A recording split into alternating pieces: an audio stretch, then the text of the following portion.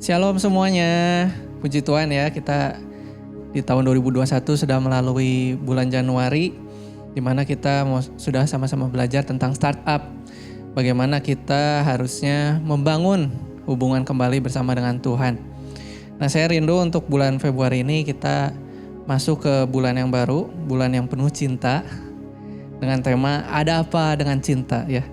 Tapi kita mau sama-sama belajar bukan tentang pasangan hidup dulu ya, karena di masa corona ini kita sama-sama rindu belajar tentang cinta yang paling utama ya. Selama 3 minggu ke depan, selama bulan Februari, kita akan pertama belajar dulu bagaimana kita menumbuhkan cinta kita sama Tuhan.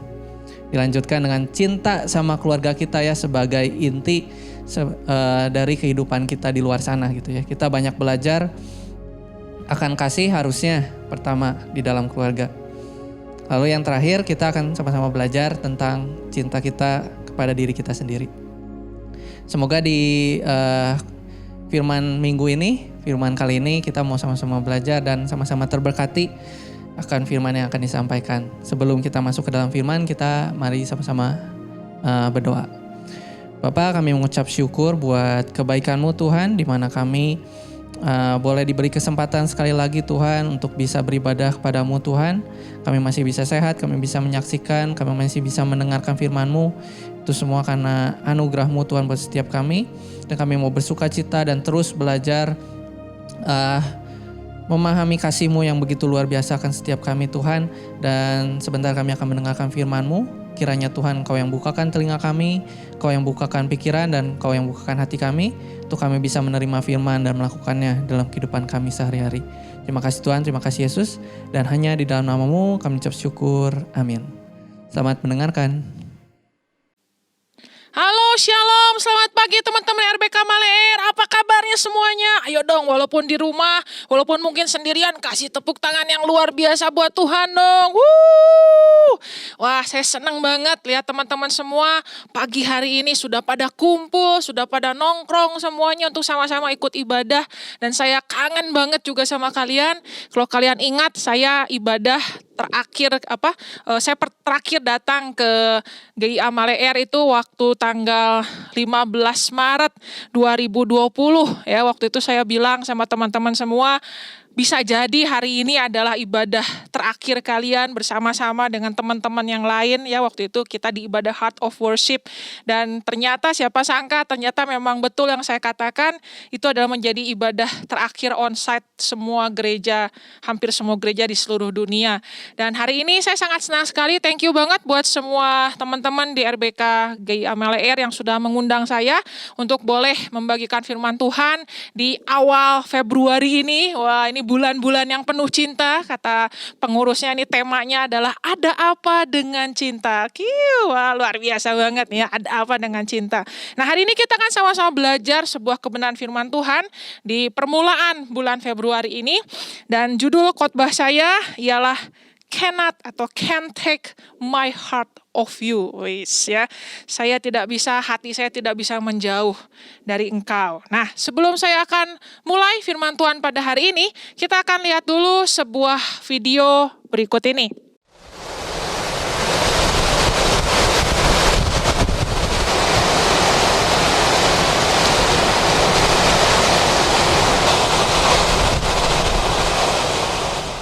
Oke teman-teman semua, tadi kita sudah melihat sebuah video di mana ada sebuah pohon ya, bukan sebuah ya, ada banyak pohon ya.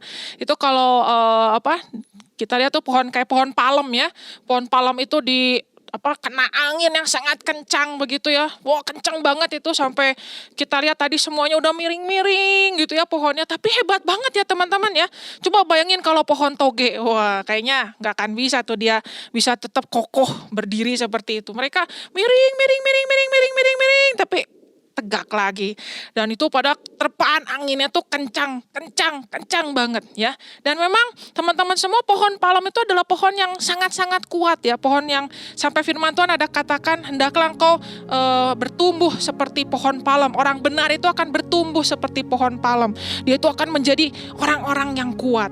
Nah, hari ini teman-teman RBK semua, saya juga mau bertanya sama kalian, apakah kalian pengen gak jadi anak-anak muda yang kokoh, yang kuat, yang kita tuh kayaknya udah sebel banget ya diomongin sama orang-orang, lu mah generasi baperan, lu mah generasi yang mudian gitu. Kita kesel gitu kan, kita pengen tunjukin gitu, gue bukan generasi baperan, ya, gue bukan generasi rebahan gitu ya, tapi gue generasi yang kuat, generasi yang mau bangkit. Saya menantang nih teman-teman semua RBK Male Air, ayo kita jadi anak-anak muda yang berani buktikan sama dunia ini, gue bukan generasi baperan, tapi gue generasi yang bangkit, gue generasi yang berdiri, gue generasi yang kuat. Nah, lihat aja nih, gue ngalamin pandemi kayak gini, tapi gue tetap kokoh. Satu hari nanti kan akan cerita ya sama adik-adik kalian atau mungkin sama anak-anak kalian, nih gue waktu muda nih, walaupun di zaman pandemi, gue tetap kuat, gue nggak rebahan.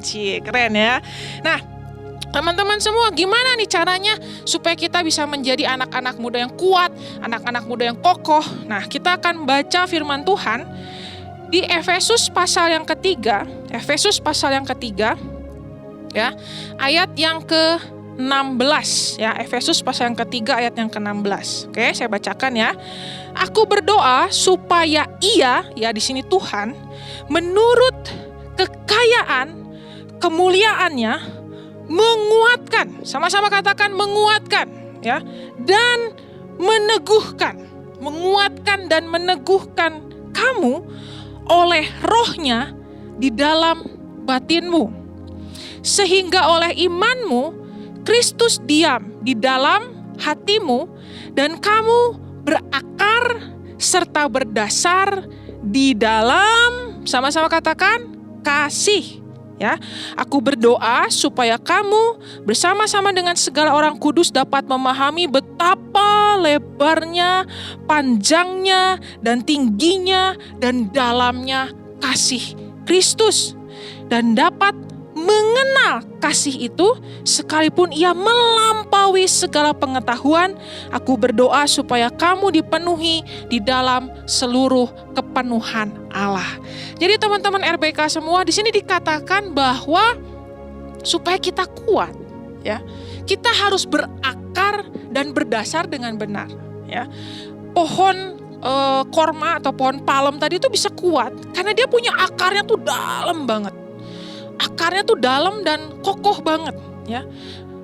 Kalau teman-teman dulu pernah nonton ada film kartun tuh yang apa? Three Little Pigs, 3 babi kecil ya. Yang dia didatengin sama serigala gitu ya. Ada 3 babi, 1 babi bangun rumahnya di atas jerami ya kalau nggak salah, terus ada yang di atas kayu, bukan di atas, maksudnya ada yang pakai kayu, dia ada yang pakai jerami, ada juga yang pakai batu bata. Yang kuat kan yang pakai batu bata. Firman Tuhan juga katakan begitu, yang mendengar dan melakukan firman Tuhan itu sama dengan mendirikan rumahnya di atas batu, tapi kalau yang tidak sama dengan mendirikan rumahnya di atas pasir. Waktu datang hujan, banjir, maka robohlah rumah itu. Nah teman-teman semua, sebetulnya dasar apa yang akan membuat hidup kita kuat? Akar apa yang akan membuat kita kuat? Kita harus berakar kepada apa? Kita harus berdasar kepada apa?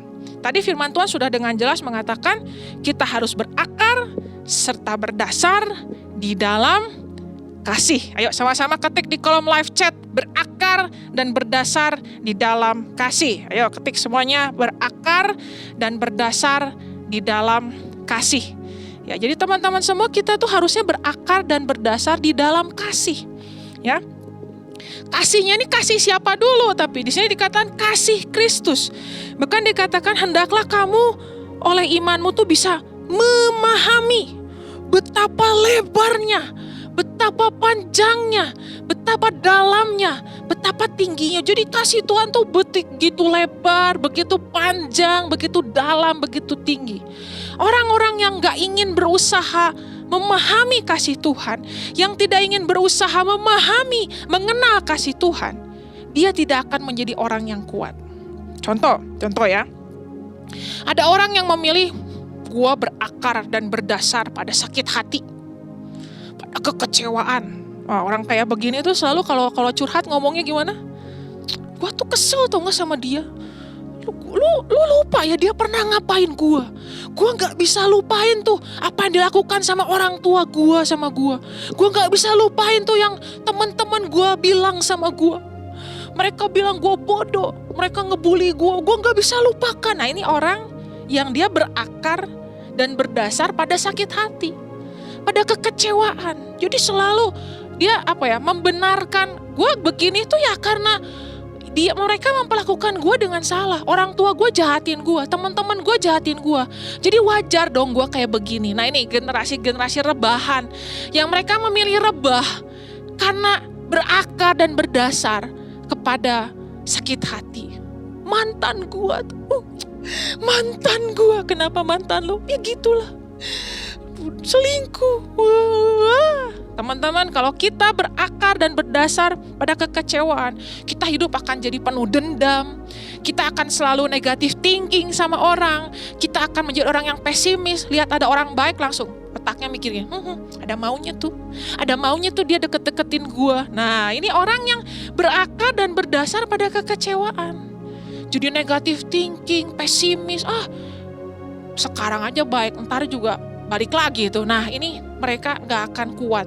Mereka akan jadi generasi rebahan. Tapi gue percaya teman-teman semua, anak-anak RBK, kalian gak mau jadi generasi rebahan. Betul? Ketik dong di kolom live chat, gue bukan generasi rebahan. Wis ya.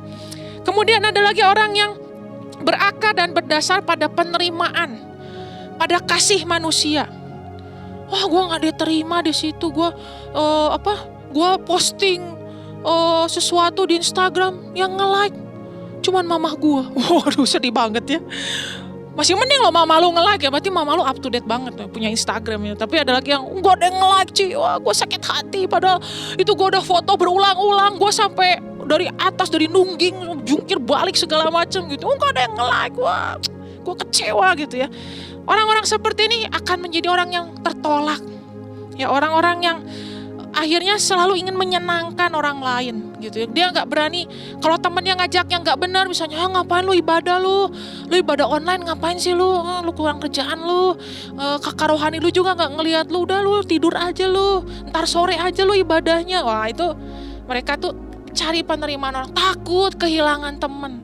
Ya begitu temennya berubah sikap, temennya gimana, wah langsung panik, langsung kacau. Nah ini orang-orang yang gak berakar dan berdasar pada kasih Tuhan. Ada lagi yang ketiga, orang yang berakar dan berdasar pada masa lalu. Saya mau tanya teman-teman, bisa gak kalau lari lihatnya ke belakang terus gitu? Kira-kira bakal gimana tuh? Bakal lari sih, cuman larinya gak stabil. Bisa jadi juga jatuh, bisa jadi juga nabrak. Nah ini dia, jadi teman-teman kita kadang-kadang ingat masa lalu. Wah dulu kan gini. Ya, misalnya ada yang bilang, gue tuh seneng yang kayak dulu ibadahnya, kalau kayak gini gak enak gitu ya. Siapa yang bilang ibadah online itu enak? Gak ada yang bilang ibadah online itu enak. Tapi teman-teman ya, kita sekarang harus lihat ke depan. Yang sekarang bisa kita lakukan ya ini. Ayo kita jalan, gue pengen sekolah balik lagi ke kelas. Nanti udah balik ke kelas, bilang lagi mendingan online. Gimana ini gak jelas gitu ya. Pengennya apa gak jelas kalian itu ya. Jangan hidup berakar sama masa lalu. Satu lagi nih ya, sebenarnya banyak ya, tapi satu lagi deh. Ada lagi yang berakar dan berdasar pada situasi dan kondisi. Nah orang-orang begini, hidupnya tuh up and down. Up, down, happy, sedih. Pagi-pagi update status. Terima kasih Tuhan. Thank you Jesus, I love you so much. Tiba-tiba jam 9:10 update status lagi. Bangke lu, waduh ya. Tiba-tiba jam 12 update status lagi. Kurang ajar, wah apalah segala macam ya, pakai stiker yang mulutnya ditutup pakai lakban itu loh ya. Tahu nggak kalian? Nah, kalau nggak tahu bagus, kalian berarti anak-anak yang luar biasa ya. Nah itu, jadi kalau situasinya oke, orang tua gue baik, teman-teman gue baik, gue happy gitu ya. Papa gue beliin gue handphone, gue seneng. Nah ini orang-orang begini, dia tidak berakar dan berdasar pada kasih Tuhan. Sedangkan situasi itu teman-teman semua pasti selalu berubah-ubah ya. Seperti cuaca aja lah, entar terang, entar mendung, entar berawan, ya entar hujan, entar geledek gitu ya. Nah situasi kondisi itu selalu berubah-ubah. Nah saya mengajak ayo kita belajar dewasa. Kita jangan berakar dan berdasar pada situasi dan kondisi. Karena bisa berubah-berubah. Hari ini mungkin kita seneng, gue handphonenya paling keren. Tiba-tiba 3 bulan kemudian keluar handphone tipe baru. Langsung handphone gue kelihatan jelek. Langsung Ini tidak berakar dan berdasar pada kasih Tuhan. Nah, sekarang saya mau kasih tahu sama teman-teman RBK semua, kenapa sih kita harus berakar dan berdasar pada kasih Tuhan? Yang pertama, kita lihat di kitab Ibrani ya, kitab Ibrani 4. Ibrani 4 ayat yang ke-15 atau 14 ya, saya bacakan ya 14. Karena kita sekarang mempunyai imam besar agung yang telah melintasi semua langit, yaitu Yesus anak Allah, baiklah kita teguh berpegang pada pengakuan iman kita, sebab imam besar yang kita punya bukanlah imam besar yang tidak dapat turut merasakan kelemahan-kelemahan kita. Sebaliknya sama dengan kita, ia telah dicobai hanya tidak berbuat dosa. Sebab itu, marilah kita dengan penuh keberanian menghampiri tahta kasih karunia, supaya kita menerima rahmat dan menemukan kasih karunia untuk mendapat pertolongan kita pada waktunya. Yang pertama, kenapa kita harus berakar dan berdasar pada kasih Tuhan? Karena hanya kasih Tuhan yang dapat turut merasakan kelemahan-kelemahan kita. Dunia ini bisanya cuma nuntut. Teman-teman kita bisanya cuma nuntut. Even orang tua kita pun juga cuma bisanya nuntut. Lu kenapa belajar gini? Lu kenapa gitu? Teman-teman kita, lu mah gini lo. Jadi kita, gitu. Gue tuh lagi capek, gue tuh lagi lemah, gue punya kelemahan ini, gue tuh takut, gue tuh gini. Tapi mau kita cerita sama 1000 orang, belum tentu ada orang yang bisa ngertiin kita, teman-teman semua. Makanya saya senang banget dengan tema Can't Take My Heart From You. Jadi jangan pernah kita lepaskan hati kita dari kasihnya Tuhan. Di saat-saat apalagi seperti sekarang ini, cuman ada satu pribadi yang bisa turut merasakan kelemahan-kelemahanmu. Yang istilahnya kita juga gue gak tahu sih kenapa gue uring-uringan kayak gini. Pokoknya gue lagi baper, gue pokoknya lagi gak pengen ngapa-ngapain, gue lagi mager. Kita gak tahu ada apa, tapi kalau teman-teman di sini dikatakan, ayo kita dengan penuh keberanian, kita datang sama Tuhan. Teman-teman nanti bisa ngerasain waktu kalian doa, kalian bahasa roh, kalian nyembah Tuhan, kalian bisa ngerasa, aku ada Tuhan yang, kalau kita bilang Tuhan aku capek, Tuhan pernah merasakan capek. Ya dia pernah lelah, dia akhirnya sampai ketiduran di perahu itu ya teman-teman ya. Tuhan aku sedih, dia pernah merasakan sedih. Waktu dia datang ke kisah yang Lazarus itu yang bangkit dari kubur ya. Sebelumnya kan Tuhan menangis, jadi Tuhan pernah sedih. Tuhan pernah marah pun dia pernah, tapi bukan marah-marah ya. Dia pernah marah, dia pernah sedih, dia pernah merasakan perasaan-perasaan kita. Ya kebingungan kita sebagai manusia, dia tahu. Dia pernah hidup sebagai manusia. Jadi dia tahu situasi dan kondisi yang dihadapi, segala keterbatasan sebagai manusia itu seperti apa. Allah kita tuh Allah yang pernah merasakan itu. Nah teman-teman, kenapa kita kok malah memberikan hati kita pada hal-hal yang lain, pada games, pada bukannya nggak boleh main games ya, tapi kalau hanya game gitu ya sepanjang hari gitu ya, itu yang salah. Games tidak bisa merasakan kita, teman-teman kita juga nggak bisa merasakan kita, pacar sekalipun juga nggak bisa. Mereka cuma bisa, lu kenapa sih, lu ada apa sih, lu doa aja lah, lu doa, cuman bisa gitu. Tapi waktu teman-teman, ayo saya ngajak hari ini, ayo dengan penuh keberanian datang sama Tuhan. Ayo, udah berapa lama kok gak datang sama Tuhan? Kok gak curhat sama Tuhan? Kasih Tuhan tuh dapat turut merasakan kelemahan-kelemahan kita. Teman-teman, saya pun sering merasa lemah. Dan yang biasa saya lakukan, Tuhan, saya capek banget. Tuhan, saya takut Tuhan dengan situasi yang terjadi. Tapi waktu saya datang sama Tuhan, saya gak dengar kata penolakan. Saya gak dengar kata penghakiman di mana Tuhan bilang, kenapa lu takut? Malu-maluin aja, enggak. Tapi saya selalu dengar Tuhan bilang, ayo berani, aku beserta kamu. Ayo kuat, aku memberikan kekuatan kepadamu. Cuman berapa patah kata teman-teman itu saya baca firman Tuhan, saya dapat kekuatan. Wow, itu kasih yang betul-betul membuat teman-teman walaupun kena terpaan gosip, terpaan, situasi, kondisi seperti pohon tadi, teman-teman akan bisa tetap kuat. Dan yang terakhir, kita buka di kitab Roma 8 ayat yang ke-35, saya bacakan. Roma 8:35, siapakah yang akan memisahkan kita dari kasih Kristus? Penindasan, atau kesesakan, atau penganiayaan, atau kelaparan, atau ketelanjangan, atau bahaya, atau pedang. Seperti ada tertulis, oleh karena Engkau kami ada dalam bahaya maut sepanjang hari, kami telah dianggap sebagai domba-domba sembelihan. 37, yuk teman-teman sama-sama baca ya walaupun di rumah. Tetapi dalam semuanya itu kita lebih daripada orang-orang yang menang oleh apa? Dia yang telah mengasihi kita, berakar dan berdasar dalam kasih Tuhan. Sebab aku yakin bahwa baik apa? Maut maupun hidup, baik malaikat-malaikat maupun pemerintah-pemerintah, baik yang ada sekarang maupun yang akan datang, atau kuasa-kuasa, baik yang di atas maupun yang di bawah, atau sesuatu makhluk lain, tidak akan dapat memisahkan kita dari kasih Allah yang ada dalam Kristus Yesus Tuhan kita. Yang kedua, kenapa engkau harus berakar dan berdasar pada kasih Tuhan? Karena kasih Tuhan itu setia. Dan kasih Tuhan itu powerful. Setia dan powerful. Setia doang percuma kalau nggak berkuasa.